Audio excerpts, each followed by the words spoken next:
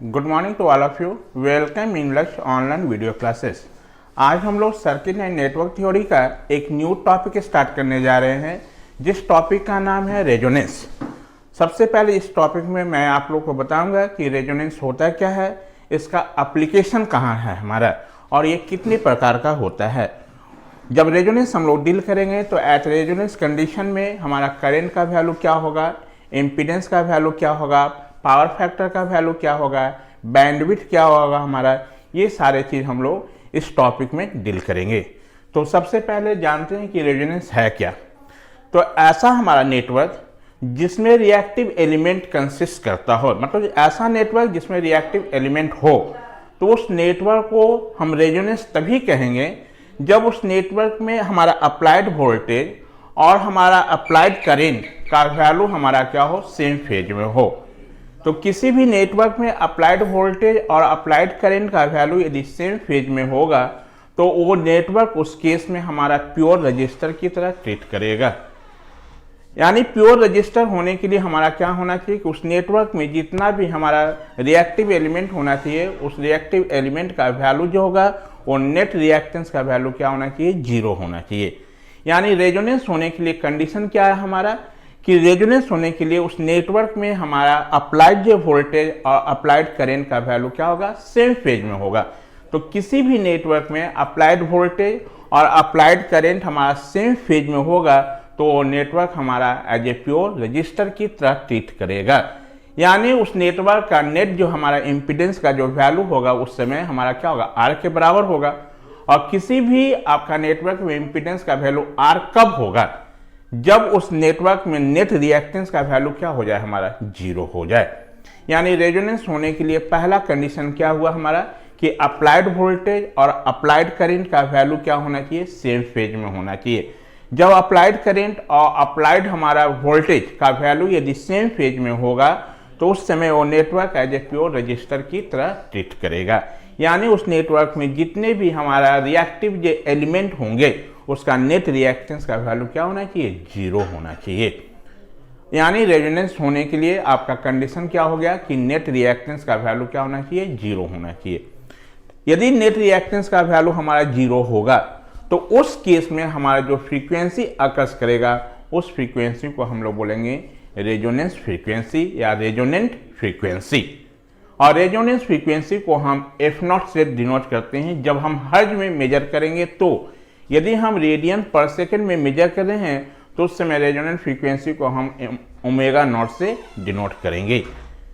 किससे डिनोट करेंगे, omega naught से। यदि हम रेडियन पर सेकंड में मेजर कर रहे हैं तो उस रेजोनेंस फ्रीक्वेंसी को हम ओमेगा नॉट से डिनोट करेंगे। यदि हम हर्ट्ज में मेजर कर रहे हैं तो उस रेजोनेंस फ्रीक्वेंसी को हम F0 से डिनोट करेंगे। तो किसी भी जो नेटवर्क में हमारा रेजोनेंस होने के लिए उसमें कम से कम हमारा 2 चार्ज स्टोरिंग एलिमेंट प्रेजेंट होना चाहिए।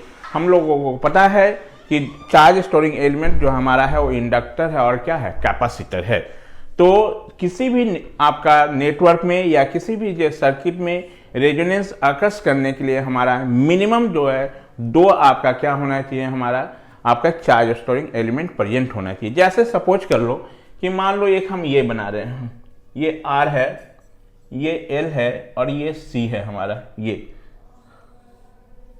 यहां पर हम वोल्टेज अप्लाई कर दिए, AC वोल्टेज अप्लाई किए, यहां से AC करंट पास हुआ हमारा IT, ये R है, यहाँ L है, ये C है। यहाँ पर 2 चार्ज स्टोरिंग एलिमेंट हमारा प्रेजेंट है, इंडक्टर और क्या है, कैपेसिटर है। अब इस सर्किट का जब नेट आप इम्पीडेंस लिखोगे तो Z का वैल्यू कितना होगा, R plus J XL minus कितना, XC हमारा। और ये हमारा जो है रेजोनेंस तभी अकर्स करेगा जब हमारा इसमें अप्लाइड वोल्टेज हमारा और अप्लाइड करेंट, मान लो इसका हम फ्रीक्वेंसी डोमेन में इधर डायग्राम बना लें तो ये R होगा और ये वोल्टेज क्या, RMS वोल्टेज, और इससे करंट जो फ्लो होगा वो RMS करेंट, ये R, ये XL, ये माइनस कितना JXC हमारा। इस इम्पीडेंस का वैल्यू कॉम्प्लेक्स के फॉर्म में इतना होगा। ये हमारा रेजोनेंस तभी होगा जब अप्लाइड वोल्टेज और अप्लाइड करंट का वैल्यू सेम फेज में हो जाए, मतलब इस केस में हो अप्लाइड वोल्टेज और अप्लाइड करंट सेम फेज में हो। तो ये तभी होगा हमारा जब ये हमारा नेटवर्क जो प्योर रजिस्टर की तरह ट्रीट करे। यानी ये प्योर रजिस्टर कब होगा हमारा, जब ये वाला टर्म हमारा क्या हो, जीरो हो। यानी रेजोनेंस होने के लिए कंडीशन क्या होना चाहिए कि एक्सएल माइनस एक्ससी का वैल्यू क्या होना चाहिए, जीरो होना चाहिए। जब एक्सएल माइनस एक्ससी का वैल्यू जीरो होगा तो इससे जो फ्रीक्वेंसी हम अकर्स करेंगे उस फ्रीक्वेंसी को हम लोग बोलेंगे रेजोनेंस फ्रीक्वेंसी। यहां पर कितना चार्ज स्टोरिंग एलिमेंट था, दो था हमारा। अब मान लो कि तुम ऐसे कह दो ये यहां L1 यहां L2, यहां पर चार्ज स्टोरिंग एलिमेंट क्या है हमारा, आप बोलोगे सर दो है, दोनों तो इंडक्टर है। तो आपका दोनों चार्ज स्टोरिंग एलिमेंट मतलब कहने का मतलब कि मिनिमम जो बोल रहे हैं इंडक्टर और कैपेसिटर दोनों होना चाहिए। ये आपका L1 L2 जो है यहां पर एक ही आपका चार्ज स्टोरिंग एलिमेंट है जो कि इंडक्टर है। तो नंबर ऑफ इंडक्टर को हम काउंट नहीं करेंगे, नंबर ऑफ इंडक्टर जितना होगा वो सिर्फ एक ही चार्ज स्टोरिंग एलिमेंट है। यहां पर इंडक्टर क्या है, चार्ज स्टोरिंग एलिमेंट है, तो ये एक ही है हमारा। यानी आपको रेजोनेंस होने के लिए उस नेटवर्क में इंडक्टर भी होना चाहिए और क्या होना चाहिए, कैपेसिटर भी होना चाहिए। अब जैसे ये है हमारा, ये R है, यहां पर मान लो हम लोग दो इंडक्टर L1 L2 लगा दे, यहां पर एक कैपेसिटर दे दे, यहां पर रेजोनेंस अकर्स कर जाएगा हमारा। लेकिन इस केस में रेजोनेंस अकर्स नहीं करेगा, इस केस में भी रेजोनेंस हमारा क्या होगा, अकर्स करेगा। यदि ये R है, यहाँ L है, यहाँ C लगा दे तो रेजोनेंस अकर्स होगा। इस केस में भी हमारा क्या होगा, रेजोनेंस अकर्स कर जाएगा, इसमें भी रेजोनेंस, क्योंकि यहां पर क्या मिनिमम चार्ज स्टोरिंग एलिमेंट दो है हमारा। यानी रेजोनेंस अकर्स करने के लिए क्या होना चाहिए कि उस नेटवर्क में मिनिमम जो हमारा दो चार्ज स्टोरिंग एलिमेंट प्रेजेंट होना चाहिए। दो चार्ज स्टोरिंग कम से कम होना चाहिए और ज्यादा से ज्यादा जितना भी हो डजेंट मैटर। अब मान लो ये है हमारा R L1 L2, ये हमारा, यहां पर एक पैरेलल में हम लगा दें एक और कैपेसिटर, ये इसका नाम C1, इसका नाम C2। इस केस में भी हमारा क्या होगा, रेजोनेंस अकर्स करेगा। तो आपको फिर इस सर्किट का हमारा कनेक्शन के अनुसार हम रेजोनेंस सर्किट को दो भाग में डिवाइड करते हैं। एक को हम लोग बोलते हैं सीरीज रेजोनेंस सर्किट और दूसरे को बोलते हैं पैरेलल रेजोनेंस सर्किट। यानी टाइप्स ऑफ रेजोनेंस की बात करें तो हमारा दो टाइप का रेजोनेंस होगा, एक को हम लोग बोलेंगे सीरीज रेजोनेंस, एक को बोलेंगे पैरेलल रेजोनेंस। जैसे ये नेटवर्क अभी देख लो, ये इसकी बात कर लो, इसकी बात कर लो, ये क्या है हमारा, सीरीज है। यानी इस केस में जो हमारा रेजोनेंस फ्रीक्वेंसी निकलेगा उसको हम लोग बोलेंगे सीरीज रेजोनेंस फ्रीक्वेंसी। और ये जैसे देख लो ये पैरेलल है हमारा, तो ये क्या है हमारा पैरेलल रेजोनेंस सर्किट का केस होगा हमारा। यानी आपको यहां से क्या हमारा रिजल्ट मिला कि रेजोनेंस अकर्स करने के लिए उस नेटवर्क में हमारा कम से कम दो चार्ज स्टोरिंग एलिमेंट प्रेजेंट होना चाहिए। अब ये रेजोनेंस से हम लोग क्या कर रहे हैं, हम लोग रेजोनेंट फ्रीक्वेंसी कैलकुलेट कर रहे हैं। तो कौन सा फ्रीक्वेंसी को आपको सिलेक्ट करना है, कौन सा फ्रीक्वेंसी को रिजेक्ट करना है, यानी सिलेक्शन और रिजेक्शन में हम लोग क्या, जहां हमको पार्टिकुलर कोई फ्रीक्वेंसी को सिलेक्ट करना होगा, किसी पार्टिकुलर फ्रीक्वेंसी को रिजेक्ट करना होगा, उस केस में हम इस सर्किट का यूज करते हैं, रेजोनेंस सर्किट का। तो इसका एप्लीकेशन कहाँ है, ट्यूनिंग सर्किट में है हमारा, ऑसिलेटर्स में है हमारा, फिल्टर में है हमारा। फिल्टर आप लोग जैसे इलेक्ट्रॉनिक्स के बच्चे जो होंगे वो बहुत अच्छे तरह से समझ रहे होंगे फिल्टर क्या है। आप लोगों को भी फिल्टर पढ़ना है बेसिक इलेक्ट्रॉनिक्स में। फिल्टर में क्या है हमारा कि फिल्टर में बेसिकली हम लोग क्या करते हैं, आपका पार्टिकुलर जो फ्रीक्वेंसी को हम लोग डिफरेंट टाइप्स ऑफ यहाँ फिल्टर पढ़ाया जाता है। कौन सा फ्रीक्वेंसी को आपको सिलेक्ट करना है, कौन सा फ्रीक्वेंसी को रिजेक्ट करना है। तो ये आपका कौन सा सिलेक्टर का काम करेगा, कौन सा हमारा रिजेक्टर का काम करेगा, तो डिफरेंट टाइप्स ऑफ फिल्टर बनाया जाता है। बहुत टाइप का फिल्टर होता है, के टाइप होता है, पाई टाइप होता है हमारा, डिफरेंट टाइप ऑफ फिल्टर होता है, एक्टिव फिल्टर होता है, पैसिव फिल्टर होता है। सब फिल्टर का अपना अपना क्या है काम है हमारा। दूसरा हम बोल रहे हैं ऑसिलेटर्स। ऑसिलेटर्स में बेसिकली क्या होता है हमारा, ऑसिलेटर जो है एक ऐसा डिवाइस है जो कि फ्रीक्वेंसी को क्या करता है, जनरेट करता है। तो यहां पर भी कौन सी फ्रीक्वेंसी हमारा है, कट ऑफ फ्रीक्वेंसी होगा कि लोअर कट ऑफ फ्रीक्वेंसी होगा कि अपर कट ऑफ फ्रीक्वेंसी। जहां फ्रीक्वेंसी को सिलेक्शन का काम होगा या रिजेक्शन का काम होगा तो वहां पर हम किसको, रेजोनेंस सर्किट का यूज करेंगे। ट्यूनिंग सर्किट, ट्यूनिंग सर्किट कहने का मतलब जैसे आप लोग रेडियो में देखते हो कि आपका डिफरेंट जो बैंड होता है, ठीक है, बहुत सारे बैंड है, आप सुने होंगे, विविध भारती है और सारे है, आपका मिर्ची है, बहुत सारा आप सुने होंगे। तो क्या सारे जो है बैंड का एक ही फ्रीक्वेंसी होता है क्या, सबका अपना अपना फ्रीक्वेंसी होता है। जैसा आप देखोगे 98.1 रेडियो मिर्ची आप सुनते होगे, किसी का फ्रीक्वेंसी आपका 101.1, तो हर एक का आपका क्या अलग अलग फ्रीक्वेंसी होता है। तो किस फ्रीक्वेंसी को हमको सिलेक्ट करना है और किस फ्रीक्वेंसी को हमको रिजेक्ट करना है, उस केस में जहां फ्रीक्वेंसी ऑफ सिलेक्शन और रिजेक्शन होगा तो उस केस में हम रेजोनेंस सर्किट का यूज करेंगे। और रेजोनेंस सर्किट आपका दो टाइप का होता है, एक को हम लोग बोलते हैं सीरीज रेजोनेंस सर्किट और दूसरे को बोलते हैं पैरेलल रेजोनेंस सर्किट। तो ये चीज आपको जो बताया गया, यहां पर हम इसी पॉइंट को डिस्कस किए हुए हैं आपके बोर्ड पर। सबसे पहले हमने क्या बताया कि रेजोनेंस होता क्या है। अब इसी को आप टेक्निकल लैंग्वेज में कैसे आप डिफाइन करोगे, तो हम आपको सबसे पहले रेजोनेंस की डिफिनेशन बता रहे हैं। A circuit containing a reactive element is said to be resonance if the applied voltage and current flowing through it are in phase। कहने का मतलब क्या हो, ऐसा जो नेटवर्क जो रिएक्टिव एलिमेंट कंसिस्ट करता हो हमारा, तो उस नेटवर्क को हम तभी रेजोनेंस कहेंगे जब उस नेटवर्क में हमारा अप्लाइड वोल्टेज और अप्लाइड करेंट क्या हो, दोनों सेम फेज में हो। तो किसी भी नेटवर्क में अप्लाइड वोल्टेज और अप्लाइड करंट यदि सेम फेज में होगा तो उस समय वो नेटवर्क जो होगा हमारा प्योर रजिस्टर की तरह ट्रीट करेगा। कैसा होगा, प्योर रजिस्टर की तरह ट्रीट करेगा हमारा। किसी भी नेटवर्क में हमको रेजोनेंस अकस करने के लिए उसमें आपका दो मिनिमम क्या होना चाहिए, चार्ज स्टोरिंग एलिमेंट प्रेजेंट होना चाहिए। तो पहला आपको यही बताया कि a circuit containing reactance is said to be resonance.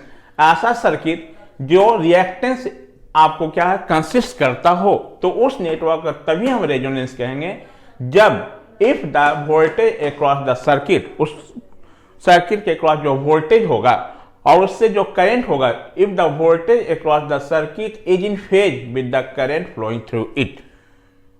यानी कहने का मतलब उस सर्किट में जो वोल्टेज होगा और करंट जो होना चाहिए वो क्या होना चाहिए, सेम फेज में होना चाहिए। जैसे यहां पर ये मान लो यहां पर ये, तो इस रेजोनेंस होने के लिए क्या होना चाहिए, अप्लाइड वोल्टेज और अप्लाइड करंट का वैल्यू क्या होना चाहिए, सेम फेज में। यदि ये सेम फेज में होगा तो ये सर्किट हमारा क्या होगा, उस समय नेटवर्क आपका प्योर रजिस्टर की तरह ट्रीट करेगा। यानी इसमें जितने भी रिएक्टिव जो एलिमेंट है उसका वैल्यू क्या होना चाहिए, जीरो होना चाहिए। यानी यहां पर जैसे ये लिखे हैं Z equal to R plus J X L minus X C, यानी ये जेड इक्वल टू आर कब होगा, ये प्योर रजिस्टर कब होगा, जब इस नेट रिएक्टेंस का वैल्यू क्या हो जाए, जीरो हो जाए। यानी रेजोनेंस होने के लिए कंडीशन क्या होना चाहिए कि एक्सएल माइनस एक्ससी का वैल्यू क्या होना चाहिए, जीरो होना चाहिए। ठीक है। Second, for occurrence of resonance circuit should consist of minimum 2 energy storage element. कहने का मतलब क्या हो गया कि सर्किट को रेजोनेंस आकर्ष करने के लिए उसमें हमारा दो क्या होना चाहिए, मिनिमम एनर्जी स्टोरेज एलिमेंट होना चाहिए। और दोनों एनर्जी स्टोरेज एलिमेंट जो होना चाहिए वो क्या होना चाहिए, इंडक्टर एक होना चाहिए और दूसरा क्या होना चाहिए, कैपेसिटर हमारा। ठीक है। नंबर ऑफ इंडक्टर हमारा वो आपका स्टोरिंग एलिमेंट को काउंट नहीं करेगा। यानी यहां पर दो मिनिमम कह रहे हैं तो मतलब इंडक्टर भी होना चाहिए और क्या होना चाहिए, कैपेसिटर भी होना चाहिए। At resonance thus behave as a pure resistor and the net reactance is zero। मतलब रेजोनेंस आकर्ष करने के लिए हमारा क्या होना चाहिए कि वोल्टेज और अप्लाइड करंट का वैल्यू सेम फेज में होगा। तो उस केस में यदि सेम फेज में होगा तो क्या होगा, वो नेटवर्क हमारा चाहे वो सर्किट प्योर रजिस्टर की तरह ट्रीट करेगा। और प्योर रजिस्टर के लिए क्या होना चाहिए, आपका नेट रिएक्टेंस का वैल्यू क्या होना चाहिए, जीरो होना चाहिए। Frequency at which X L minus X C equal to zero, हमारा इस कंडीशन में जो फ्रीक्वेंसी हमारा कैलकुलेट होगा उसी फ्रीक्वेंसी को हम कह रहे हैं रेजोनेंस फ्रीक्वेंसी, और इसको डिनोट किससे करेंगे, एफ नॉट से। इसका एप्लीकेशन कहाँ कहाँ है, फिल्टर्स, ऑसिलेटर्स, ट्यूनिंग सर्किट। जहां पर फ्रीक्वेंसी को आप क्या करना, सिलेक्ट करना है या रिजेक्ट करना हो तो उस केस में हम लोग रेजोनेंस सर्किट का यूज करते हैं। अब types of resonance circuit, there are 2 types of resonance circuit. एक को हम बोल रहे हैं सीरीज रेजोनेंस और दूसरे को बोल रहे हैं पैरेलल रेजोनेंस। अब सबसे पहले हम जानेंगे कि सीरीज रेजोनेंस होता क्या है।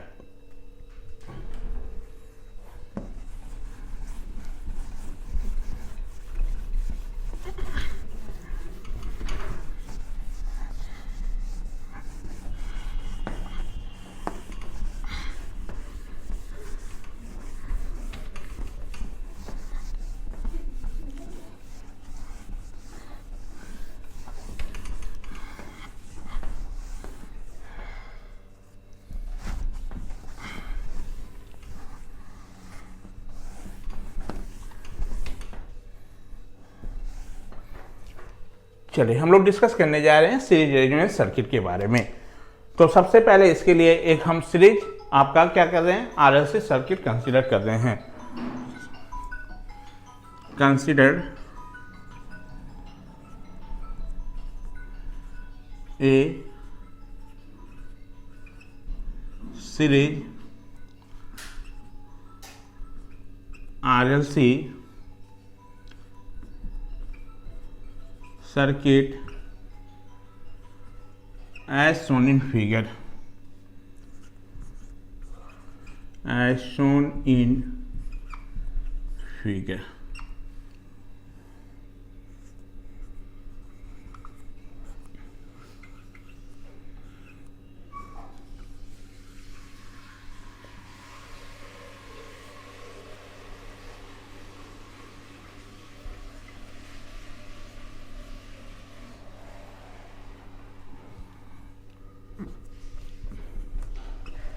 We T equal to V M sine omega T. हम एक सीरीज आरएलसी सर्किट कंसीडर किए जिसमें हम वोल्टेज कितना अप्लाइड किए, V T equal to V M sine omega T. तो इससे करंट फ्लो हुआ वो कौन सा, आई टी। ये टाइम डोमेन में सर्किट है, इसके क्रॉसपॉन्डिंग इधर हम फ्रीक्वेंसी डोमेन में भी बना लेते हैं। तो फ्रीक्वेंसी डोमेन में बताया थी कि जितने भी एलिमेंट है सारे का क्या होना है, रिएक्टेंस वैल्यू लिखना है। और यहाँ पर वोल्टेज जो मेजर करोगे वो आरएमएस वोल्टेज होगा और करंट जो होगा वो आरएमएस करंट। तो प्लस माइनस भी, प्लस माइनस वोल्टेज इसलिए लिख दिए कि एक साइकिल के बाद अगेन फिर से ये रिपीट होगा। ये करंट आई, ये आर, ये जे एक्सएल, ये माइनस और जे एक्सी। ये frequency domain representation, frequency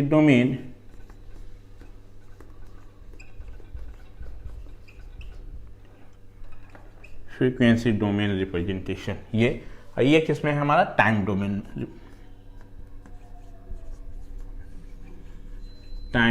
representation.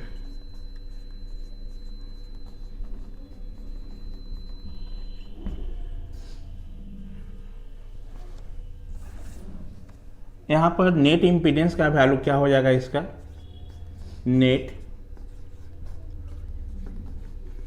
Net impedance that is Z. इसका वैल्यू हमारा क्या होगा, इस आर प्लस जे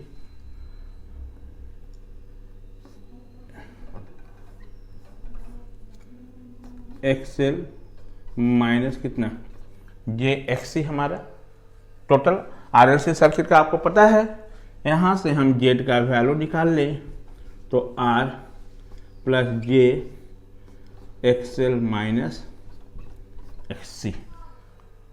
हम कंसीडर यहाँ कर रहे हैं कि एक्सएल का वैल्यू एक्सी से ज़्यादा है हमारा, ये नेट इम्पीडेंस होगा। अब हमारा क्या है, ये जो नेटवर्क हमारा देखिए इसमें रिएक्टिव एलिमेंट कंसिस्ट कर रहा है। तो ऐसा नेटवर्क जो रिएक्टिव एलिमेंट कंसिस्ट करता हो तो उस नेटवर्क को हम तभी रेजोनेंस कहेंगे जब अप्लाइड वोल्टेज और अप्लाइड करंट का वैल्यू क्या हो जाए, सेम फेज में। तो उस अप्लाइड वोल्टेज अप्लाइड करंट का वैल्यू यदि सेम फेज में होगा तो उस समय ये हमारा जो सर्किट जो है हमारा वो प्योर रजिस्टर की तरह ट्रीट करेगा। यानी इसका इम्पीडेंस का वैल्यू जो होना चाहिए वो आर के बराबर होना चाहिए। और आर का, इस जेड का वैल्यू आर के बराबर कब होगा, जब ये नेट रिएक्टेंस का वैल्यू क्या हो जाए, जीरो हो जाए। तो एट रेजोनेंस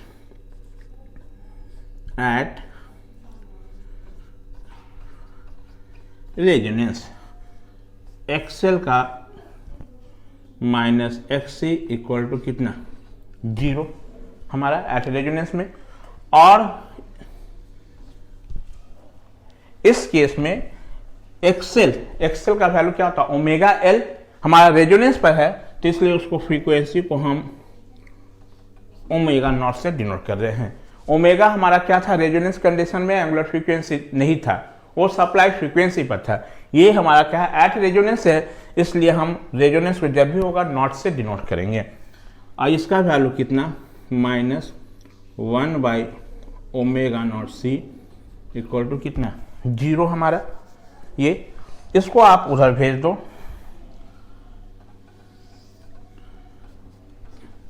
तो ये कितना, omega naught L equal to 1 by कितना, ओमेगा नॉट सी। ये कितना हो जाएगा, omega naught square equal to 1 by L C. Therefore omega naught equal to 1 by कितना, अंडर रूट एल सी। ये जो फ्रीक्वेंसी आया इसी को हम रेजोनेंट फ्रीक्वेंसी कह रहे हैं, और ये फॉर्मूला तब यूज करेंगे जब हम फ्रीक्वेंसी रेडियन पर सेकेंड में मेजर करेंगे। यदि हम फ्रीक्वेंसी में मेजर करेंगे तो इस वैल्यू को हम लोग चेंज कर लेंगे। इस ओमेगा नॉट को आप लिख सकते हो 2 pi F naught 1 by under root L C. Therefore F naught equal to 1 by 2 pi under root L C हमारा, and this frequency is known as resonant frequency.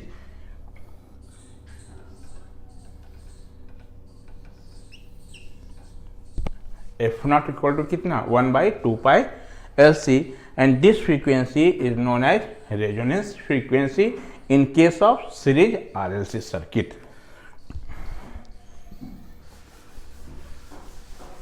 इतना पहले आप इतना नोट डाउन कर ले। चलिए, एफ नॉट का value कितना आ गया हमारा, 1 by 2 pi under root L C. This frequency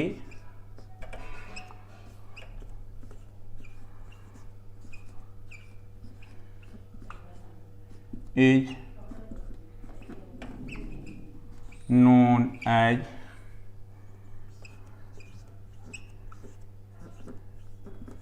resonance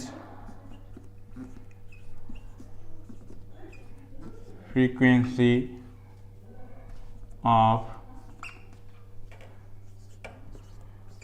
series RLC circuit। ठीक है, तो ये हमारा क्या हो गया, रेजोनेंट फ्रीक्वेंसी का वैल्यू हो गया किसका, इस सीरीज आरएलसी सर्किट का हमारा। अब थोड़ा ध्यान से सुनेंगे यहां पर, एट रेजोनेंस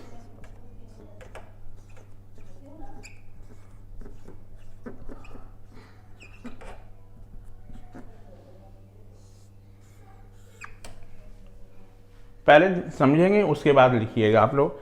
एट रेजोनेंस, हम एट यदि रेजोनेंस पर बात करें तो इस समय इंपीडेंस का वैल्यू क्या होगा। जब हमारा रेजोनेंस नहीं आकर्ष किया है तो उस समय टोटल इंपीडेंस जेड का value R plus J X L minus X C है हमारा।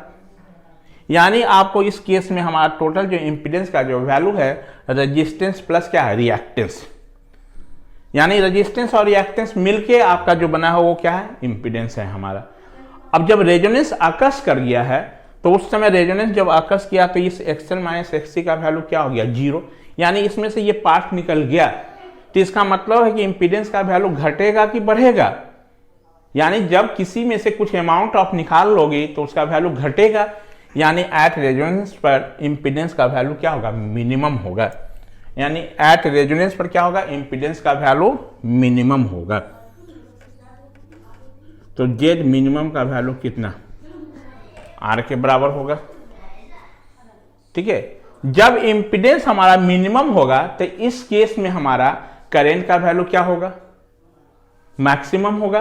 करंट क्या होगा हमारा इस केस में एट रेजोनेंस पर, एक पॉइंट ये मिला कि जेड का इंपीडेंस का वैल्यू क्या होगा, मिनिमम होगा, तो उस समय कितना होगा, जेड मिनिमम का वैल्यू आर के बराबर। दूसरा हम कह रहे हैं कि इस समय में हमारा क्या होगा, एट रेजोनेंस पर करंट हमारा क्या होगा, मैक्सिमम, क्योंकि आप पढ़े हो करंट का फॉर्मूला V बाई क्या होगा हमारा, जेड। तो यहां जेड क्या होगा, मिनिमम। जब ये मिनिमम डिनोमिनेटर होगा हमारा कोई भी चीज तो करंट का वैल्यू क्या होगा, मैक्सिमम। तो इस केस में ये वैल्यू क्या हो जाएगा, V बाई कितना, R। इस हमारा तीसरा हमारा, यदि इस केस में हम आपसे पूछे कि पावर फैक्टर का वैल्यू क्या होगा, तो पावर फैक्टर आपको पता है कि पावर फैक्टर का formula cos phi equal to कितना R by Z. At resonance पर जेड का वैल्यू क्या R के बराबर है, तो ये कितना, यानी आपका एट रेजोनेंस पर पावर फैक्टर का वैल्यू कितना होगा, 1 होगा हमारा।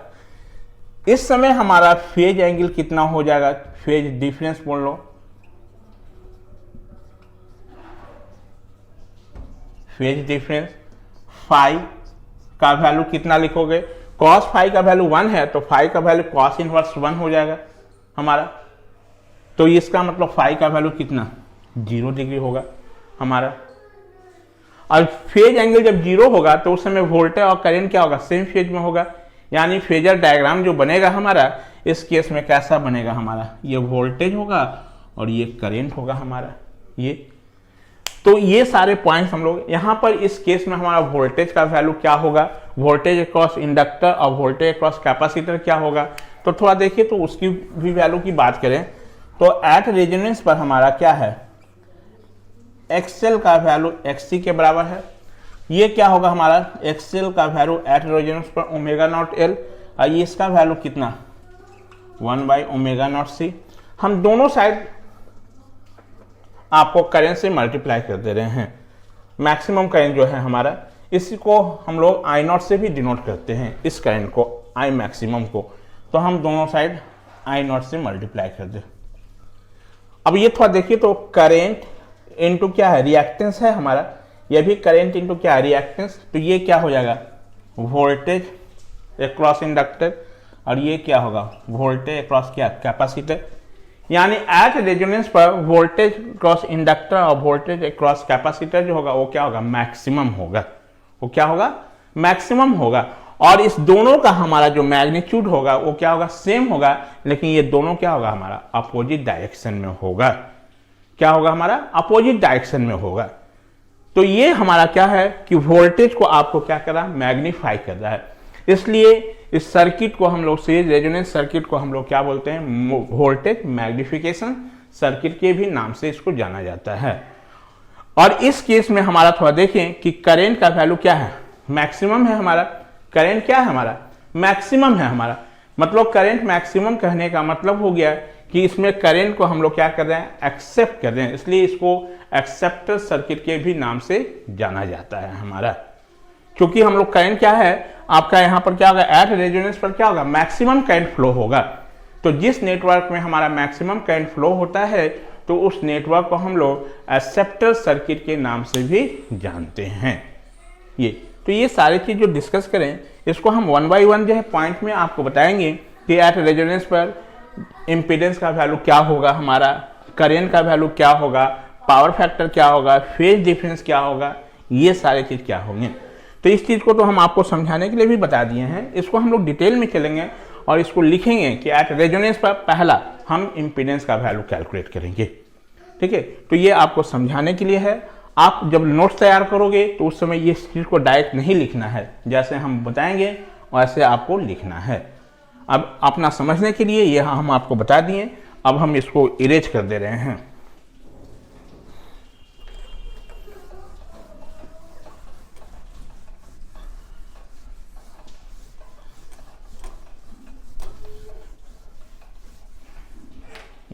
तो जितनी चीज आपको बताएं पहले इतना आप नोट डाउन कर लीजिए। इसके बाद हम एट रेजोनेंस कंडीशन में हम करंट का वैल्यू निकालेंगे, पावर फैक्टर का, इम्पीडेंस का, वोल्टेज का। उसके बाद आपको बैंडविड्थ बताएंगे, रेजोनेंस कर्व क्या होता है, इम्पीडेंस कर्व क्या होता है, ये सारे इसमें हम लोग डिस्कस करेंगे। चलो, एट रेजोनेंस कंडीशन में सबसे पहले हम इम्पीडेंस की वैल्यू कैलकुलेट करते हैं।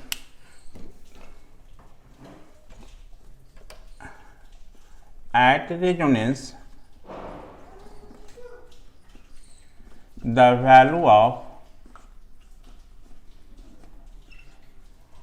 value of impedance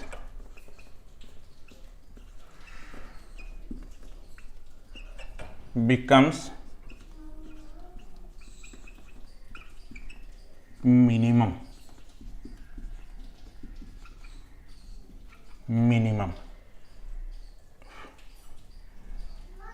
Full stop. in that case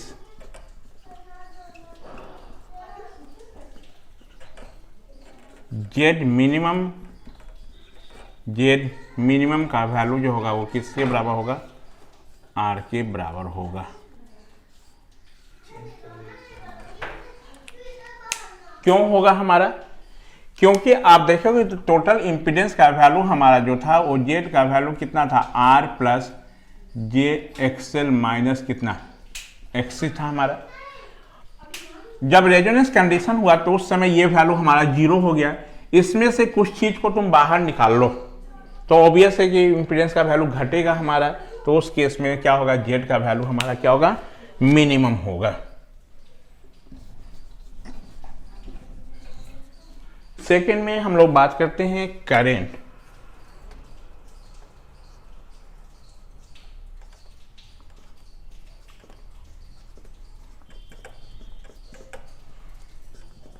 और ये शायद जो डिस्कस कर रहे हैं आपको कौन सा, हम लोग सीरीज रेजोनेंस सर्किट की बात कर रहे हैं। तो इस केस में क्या होगा, at resonance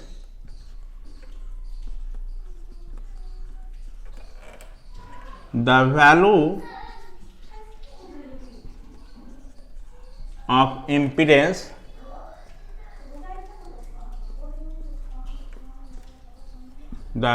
of impedance is minimum, therefore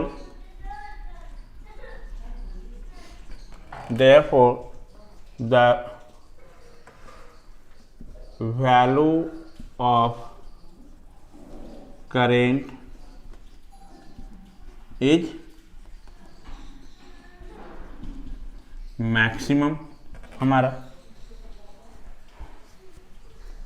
In that case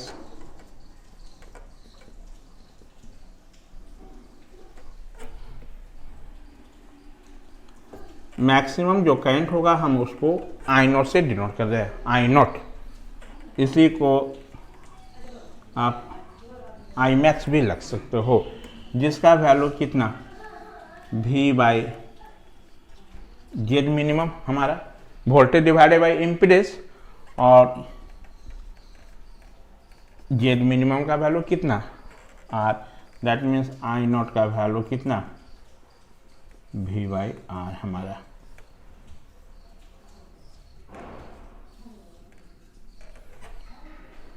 current का वैल्यू हो गया हमारा। और जिस हमारा सर्किट में करंट का वैल्यू हमारा क्या होगा, मैक्सिमम होगा हमारा, उस सर्किट को हम लोग आपको एक्सेप्टर, ACCEPTOR एक्सेप्टर सर्किट के नाम से भी जानते हैं। थर्ड में हम निकालते हैं पावर फैक्टर का value, power factor.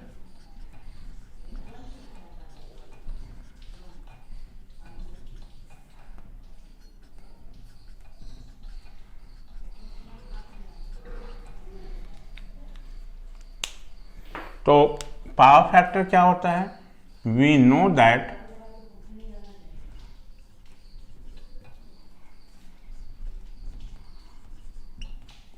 Power factor that is cos phi equal to कितना, R by Z. At resonance हमारा इस जेड का जो वैल्यू है वो क्या है, R के बराबर है। तो at resonance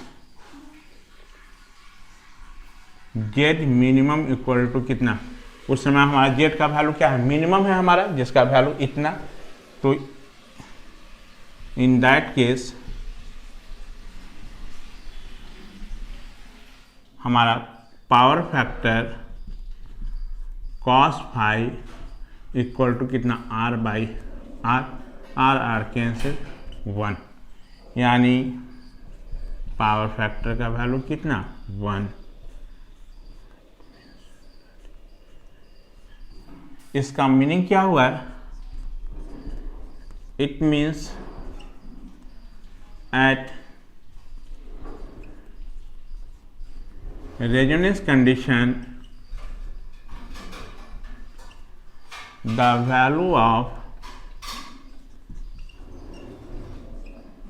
power factor of series RLC circuit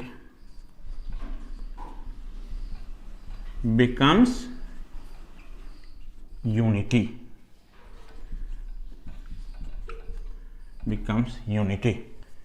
ये ऑब्जेक्टिव में पूछा जाता है कि एट रेजोनेंस कंडीशन में सीरीज हमारा आरएलसी सर्किट का पावर फैक्टर का वैल्यू क्या होगा, और इस केस में फेज एंगल क्या होगा।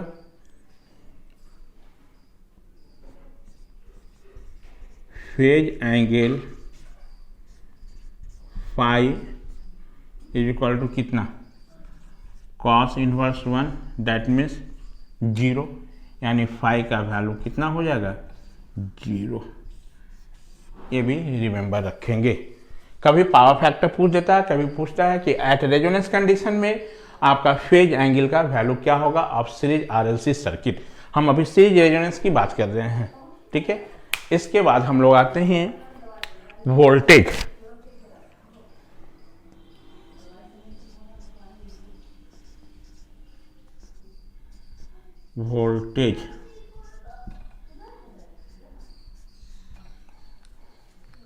ठीक है, वोल्टेज का वैल्यू क्या होगा।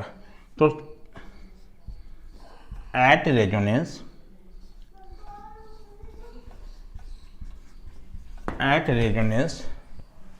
हमारा क्या है, X L minus X C equal to कितना, 0, that is X L equal to कितना, एक्ससी हमारा ये। तो एट रेजोनेंस हमारा ये कंडीशन आया, तो हम दोनों साइड से करेंट से मल्टीप्लाई कर दें। I naught XL equal to I naught क्या हो गया, एक्ससी हमारा। आई नॉट क्या है, मैक्सिमम करंट है हमारा। किसी भी चीज में हमारा कोई रेजिस्टिव एलिमेंट हो या रिएक्टिव एलिमेंट में यदि मैक्सिमम करंट पास हो रहा हो तो उस समय हमारा इसके क्रॉस ड्रॉप जो होगा वो भी क्या होगा, मैक्सिमम होगा। यानी एट रेजोनेंस हमारा इंडक्टर के क्रॉस वोल्टेज और कैपेसिटर के क्रॉस का वोल्टेज जो होगा वो क्या होगा, मैक्सिमम होगा।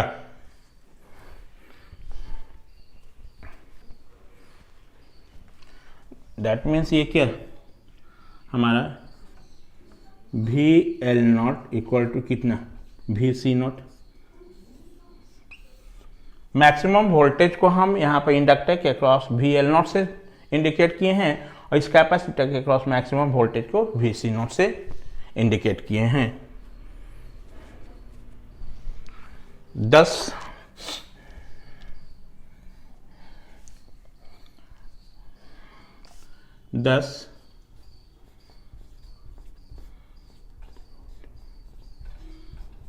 Potential drop, 10 potential drop across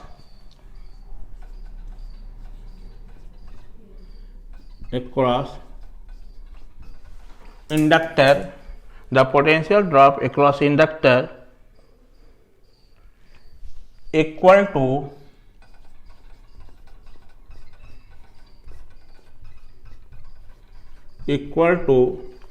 potential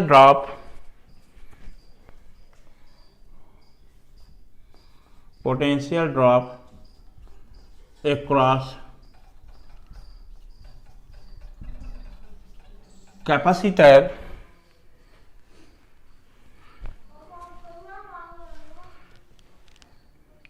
being equal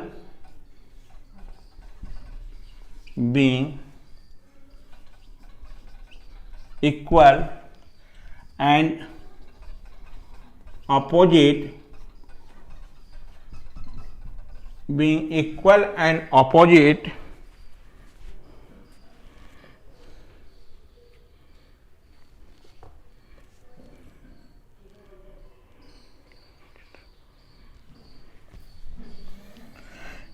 and opposite cancelled each other.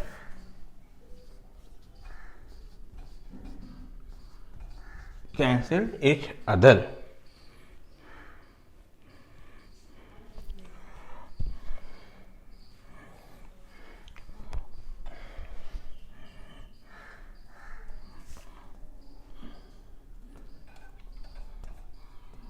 Also,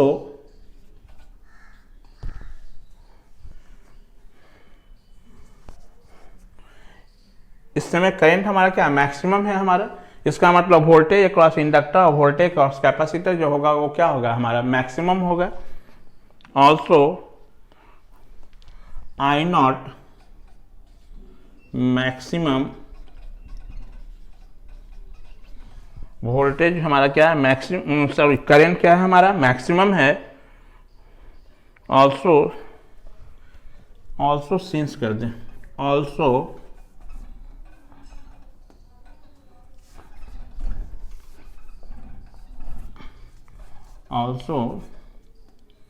since I naught maximum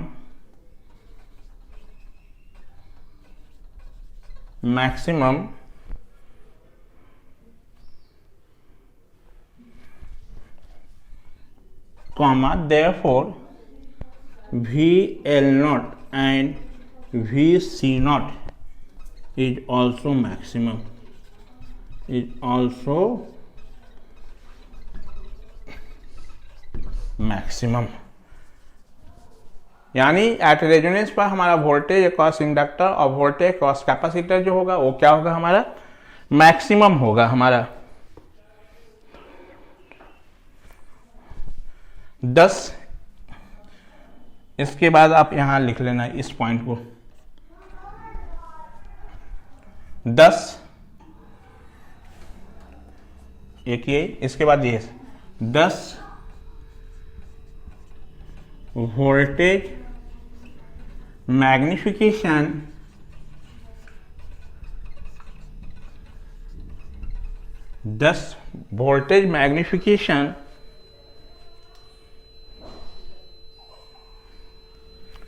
takes place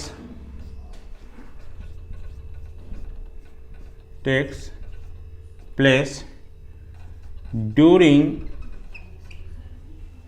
resonance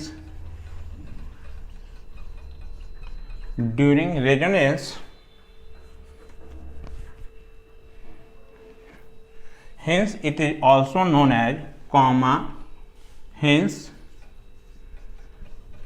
it is also known as voltage magnification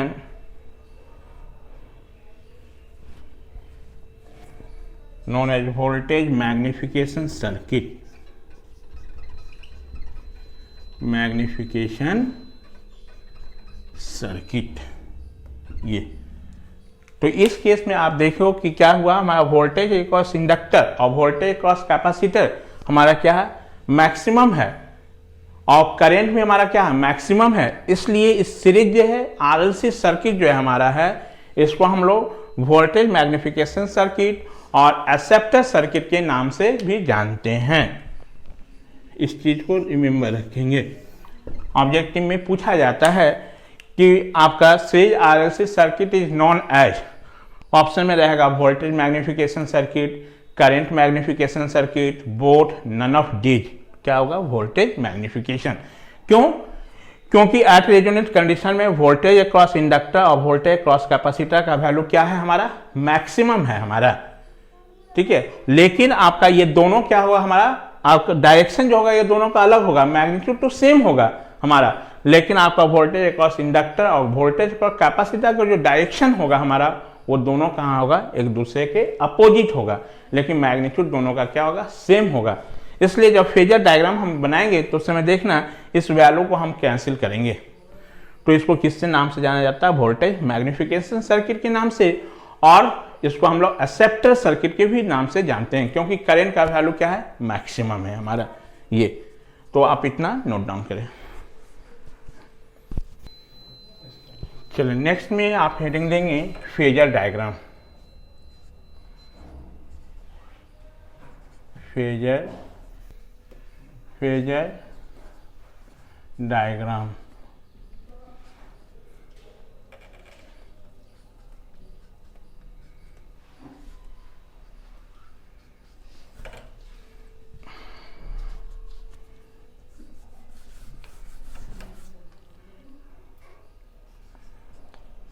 At resonance,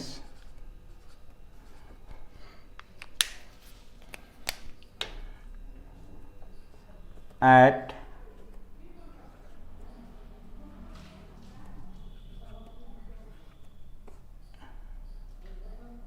resonance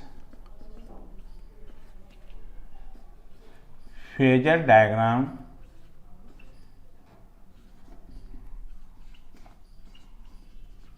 of किसका, series RLC circuit of series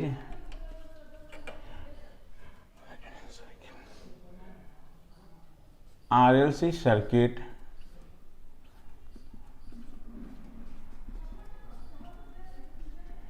can be drawn as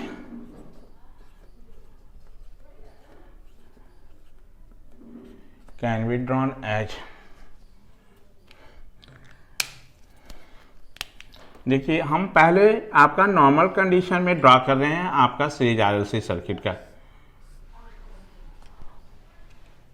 तो पहले ये बताइए कि आपका series RLC circuit का जब phasor diagram बनाते हैं हम लोग, तो सबसे पहले क्या हम एक रेफरेंस सिलेक्ट करते हैं।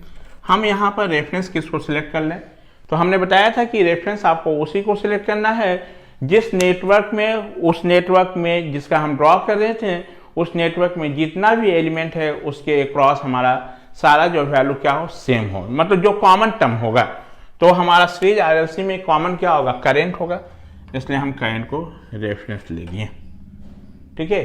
यदि हम इंडक्टर की बात करें, सिर्फ हमारा एक क्या है, हमारा आर एल और क्या सी है, तो रजिस्टर के अक्रॉस हमारा क्या होगा, आपका करंट और वोल्टेज तो सेम फेज में होगा रजिस्टर के केस में। इंडक्टर के केस में आपको पता है कि वोल्टेज 90 डिग्री से लीड करेगा हमारा, ये VL होगा, और आपका कैपेसिटर के केस में हमारा क्या होगा, 90 डिग्री से क्या होगा, लैग करेगा हमारा ये, और ये हमारा प्योर रजिस्टर के केस में आपका सेम फेज में।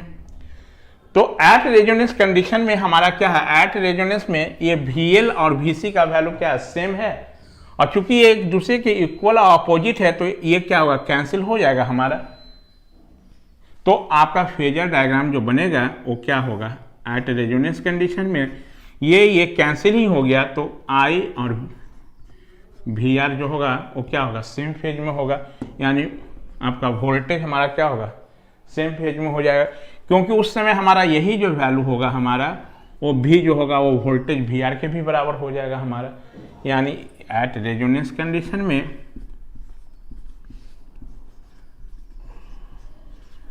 एट रेजोनेंस में फेजर डायग्राम ये बनेगा हमारा। ये आपको समझाने के लिए बताएं, क्योंकि जैसे ही सर्किट में आप ध्यान से देखना, जब हमारा वोल्टेज हम अप्लाई किए हैं उस समय भी है हमारा, ठीक है, और वही भी का जो वैल्यू होगा वो VR के बराबर होगा, यानी एट रेजोनेंस में ये VR किसके बराबर होगा, V के बराबर होगा।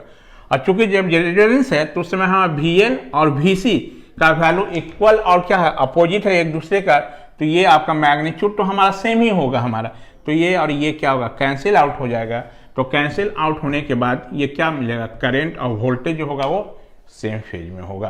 तो आपको at resonance phasor diagram of series RLC circuit can be drawn as, ये सिर्फ दिखाना है, इसको नहीं, है आपको समझाने के लिए।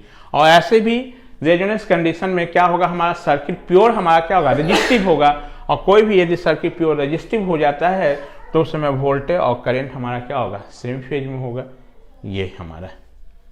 ठीक है।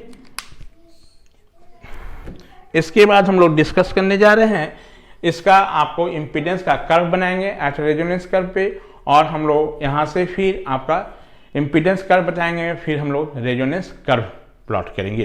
तो इम्पीडेंस कर्व बनाने के लिए सबसे पहले हम बिहेवियर जान जाते हैं रेजिस्टर, इंडक्टर और कैपेसिटर का।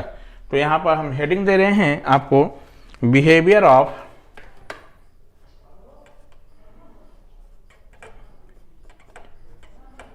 बिहेवियर